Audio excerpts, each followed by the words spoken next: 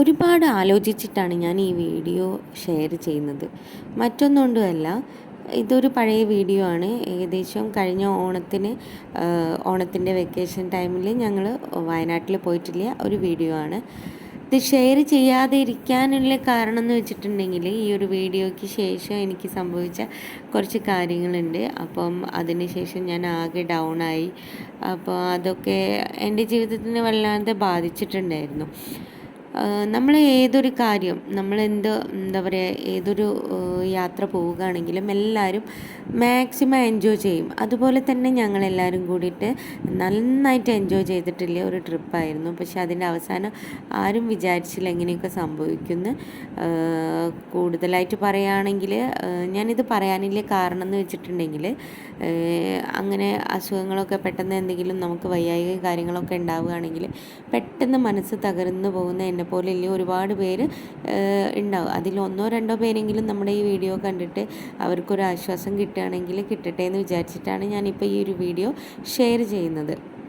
മറ്റൊന്നല്ല, എൻ്റെ ഫേസിൽ ചെറിയൊരു ക്ഷീണം ഇപ്പോഴേ ഈ എന്നൂരിൽ നിന്ന് ഉണ്ടായിട്ടുണ്ട്. തിരിച്ചു വരുന്ന വഴിക്ക് ഞാൻ നന്നായിട്ട് ഉറങ്ങിയിട്ടുണ്ടായിരുന്നു വണ്ടിയിൽ.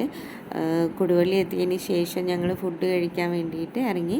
ഫുഡ് കഴിച്ചുകൊണ്ടിരിക്കുന്ന സമയത്ത് ഫുഡെല്ലാം കഴിച്ച് നല്ല ഹാപ്പി ആയിട്ട് കഴിച്ചു. അപ്പോൾ ലാസ്റ്റ് ഫലൂദ കഴിക്കാൻ വേണ്ടിയിട്ട് നമ്മൾ ഫലൂദ എടുത്തിട്ടുണ്ടായിരുന്നു.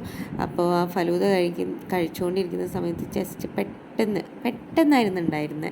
ഞാനിപ്പോൾ ചിരിച്ചുകൊണ്ടാണ് അത് പറയുന്നതെങ്കിലും ആ ഒരു സമയത്ത് എൻ്റെ കണ്ണടഞ്ഞു പോയപ്പോൾ ഞാൻ ശരിക്കും വിചാരിച്ചു, എൻ്റെ ജീവിതത്തിൽ നിന്ന് ഞാൻ എൻ്റെ ഏറ്റവും പ്രിയപ്പെട്ടവരോട് വിട പറഞ്ഞ് ഞാൻ പോവുകയാണെന്ന് ഒരു നിമിഷം, എത്ര ടൈം എന്നൊന്നും എനിക്കറിയില്ല, പക്ഷേ എൻ്റെ കണ്ണുകളിലേക്ക് ഇരുട്ട് കയറിയ ആ ഒരു നിമിഷം ശരിക്കും ഞാനൊന്ന് ചെറുതായിട്ട് മരിച്ച് ജീവിച്ചെന്ന് വേണമെങ്കിൽ തന്നെ പറയാം.